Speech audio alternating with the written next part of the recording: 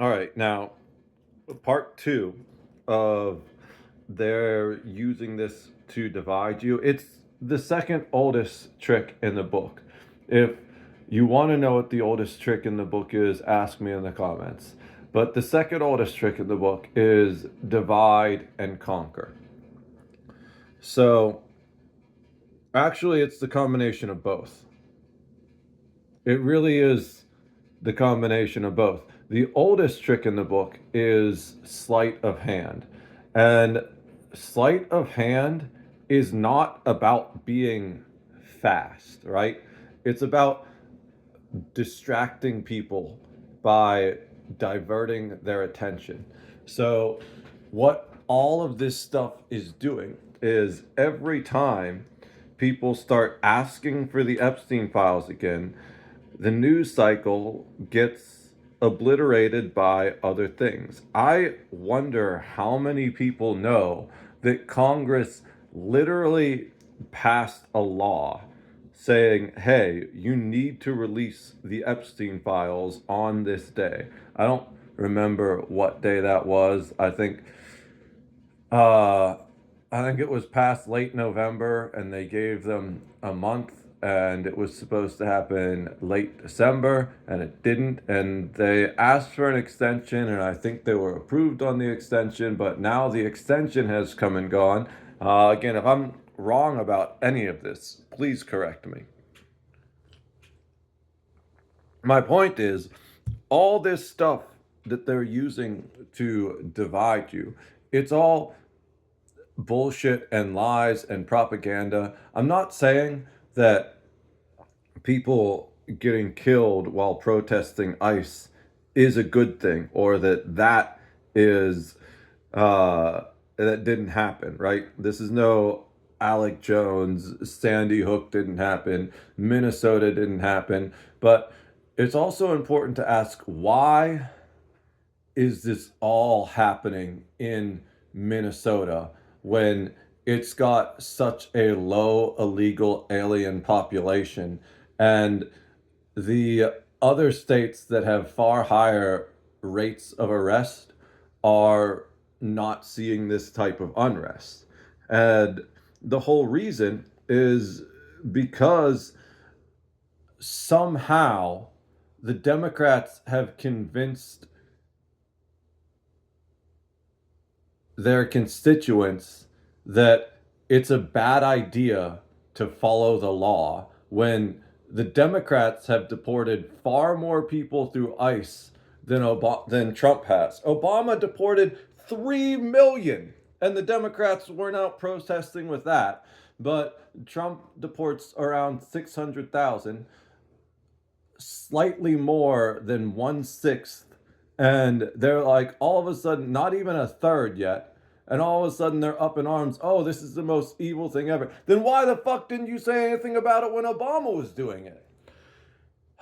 It's all distraction tactics, right? The reason the Democrats weren't mad about it when Obama was doing it was because they were the ones doing it.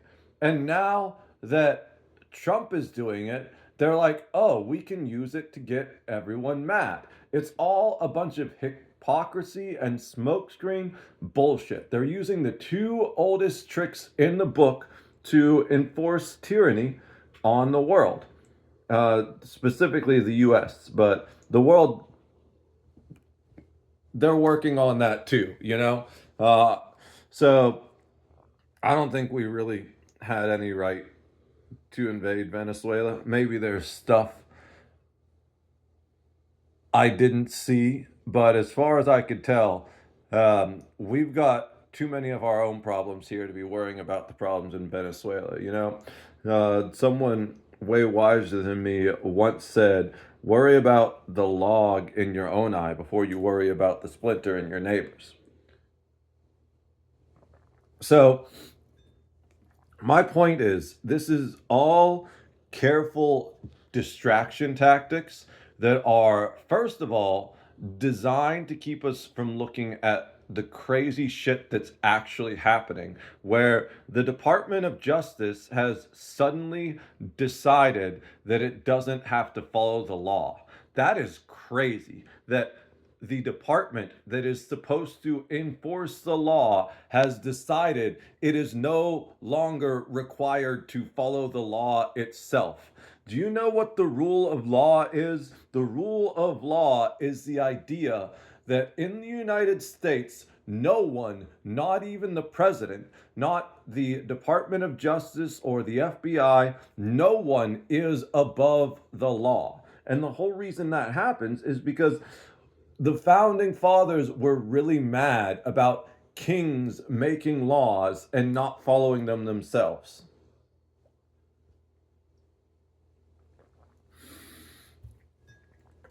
In addition to that, to prevent any one, sorry, I thought that was the cat, but it was actually just my foot. Um, in addition to that, to prevent any one branch from having too much power, they created a system of checks and balances.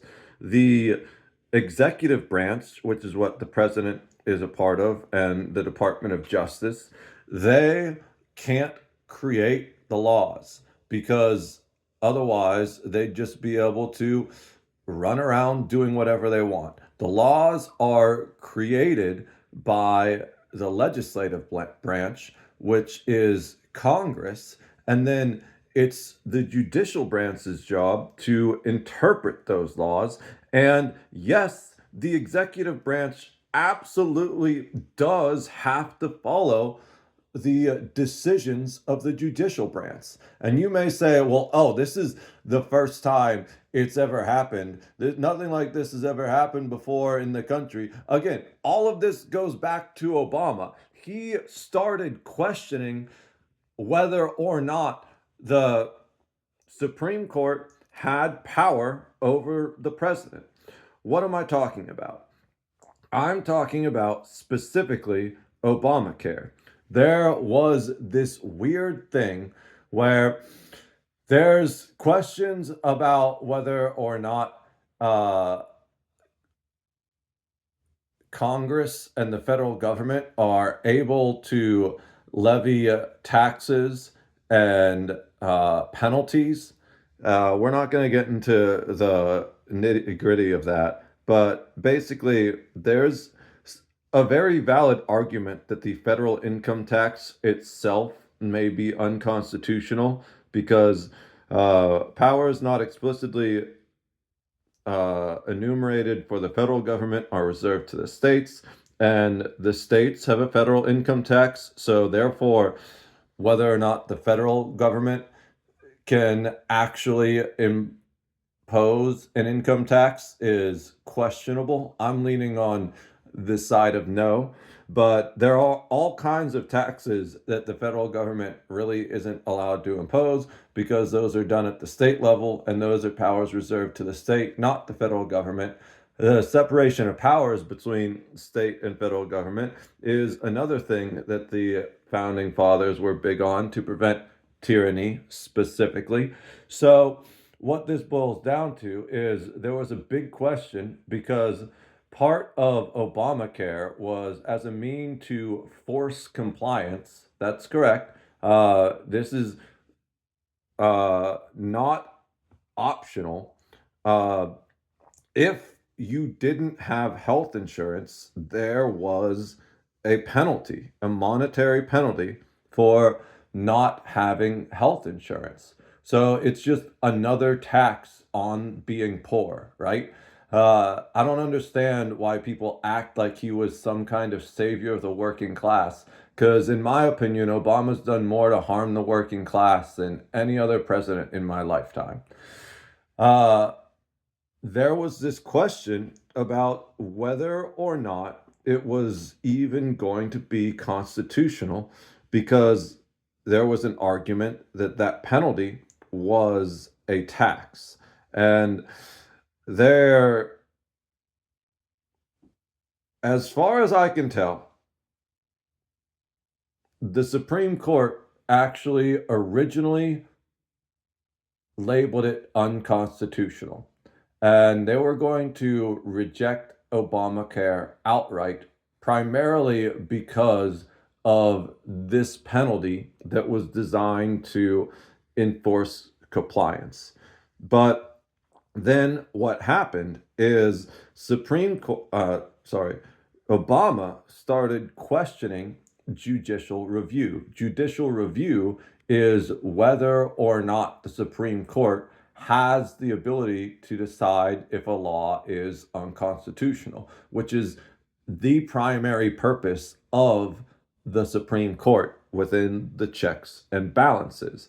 And he was basically saying maybe it's time that we don't have judicial review anymore. And the Supreme Court had no backbone. It backed down.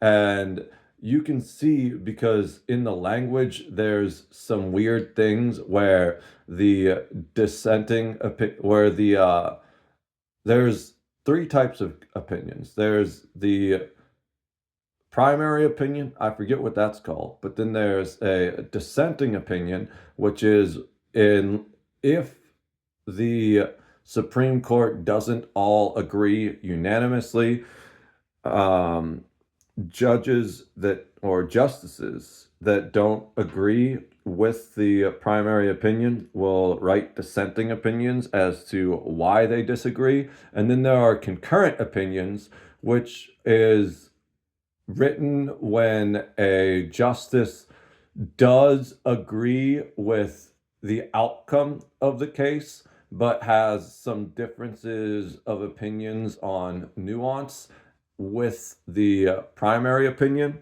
I think it's maybe just called the court's opinion or something like that. Correct me in the comments if I'm wrong about any of this. But basically, what it boiled down to is there is funky language in the court's opinion and dissenting opinions where you can tell that they were changed last minute. And there are records from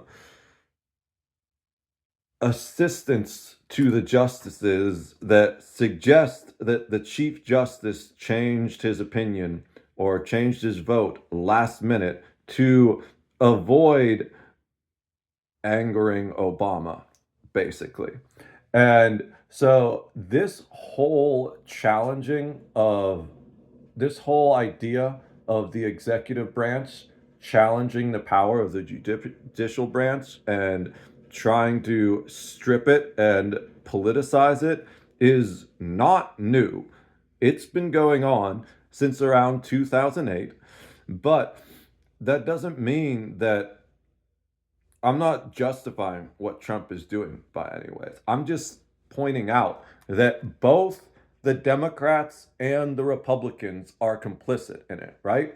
If you are siding with either the Democrats or the Republicans at this point, you are part of the problem.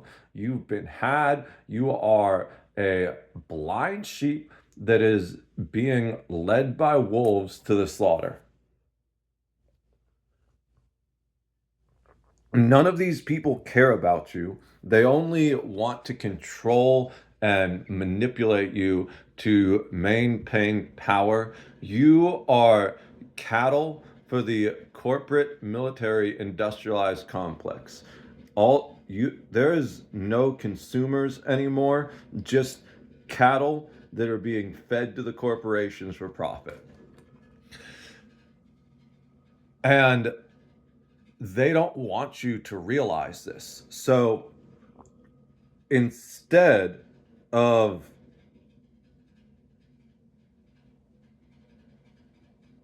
being honest and direct about these things, anytime anything happens that is remotely newsworthy, they try to get as many emotional reactions from as many people as possible and keep you at each other's throats. And they have framed it as this whole red versus blue, Republican versus Democrat, good versus evil thing. But the problem is both sides are fucking evil.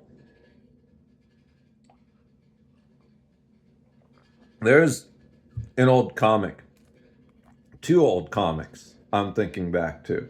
One, it shows a politician hanging over the edge of a cliff, standing on a podium that is supported by a board that's holding them from falling off the cliff. And there's a bunch of protesters in front of the podium protesting what the politician is saying. And the only reason that politician hasn't fallen off the side of the cliff is because those protesters are there standing on top of the board. Whereas if they were smart enough to just get off the board, that politician that is ruining everything would just fall off the cliff and not be a problem anymore. Why is this relevant? Especially now with these protests in these democratic states that are protesting law enforcement officials just doing their job and getting themselves in a bunch of trouble and getting themselves hurt and killed. It just provides fuel for both sides, right? It provides fuel for the Democrats to scream, "Oh my God, look at this tyranny. It's only 1/3 of the amount of tyranny we did, but look at how obvious and blatant it is." Meanwhile, it is fuel for the Republicans to do two things. To one, be like, "Oh, look how unhinged and hypocritical and just evil these Democrats are," calling them domestic terrorists and things like that, which isn't true. And we're going to talk about all this in the second video I'm uploading today. I'm just being very general and pointing things out about how it's all propaganda and manipulations. The other thing that it allows them to do is it actually gives them an excuse to move closer towards martial law, which is the last thing we need in this country right now. And the Democrats are totally fine with that, at least the ones in power, because if the Republicans enforce martial law, then that's all the more things they get to complain about in the media and make people angrier about and keep forcing the divide. I'm going to say it right now again. If you support either the Republicans or the Democrats, you are part of the problem because both sides are completely and totally evil. Maybe not at like your local government level or maybe not even at your state level. There seem to be a few decent senators, but they are, and House representatives, but they are the minority, and most of them don't last very long. Anyone that stays in Congress for any serious amount of time is absolutely corrupt because they are playing the game of corruption. Otherwise, they would have gotten kicked out a long time ago. With few exceptions. I personally think Ron Paul was the last great senator, as far as I'm aware, or House, whatever he was. But I don't like his son Rand very much. Anyways, let's move past this. I'm getting random and losing my focus here. The whole point is all of this stuff that they're doing, the invasion of Venezuela, the Democrats freaking out about ICE when the Democrats deported far more people through ICE than Trump has so far.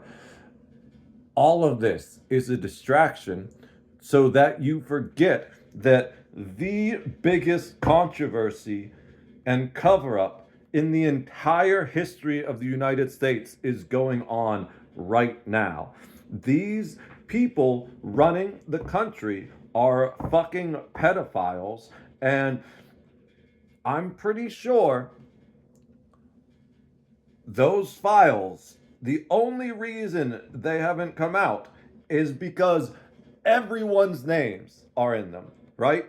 If this were a thing the Democrats were doing, the Republicans would have released it a long time ago. If this were a thing the Republicans were doing, the Democrats would have released it a long time ago. I think what they're actually doing with the files right now is scrubbing them as much as possible because Trump used it as a mallet and he didn't realize it was a rubber mallet and not a metal one, and it's bouncing right back in his face right now.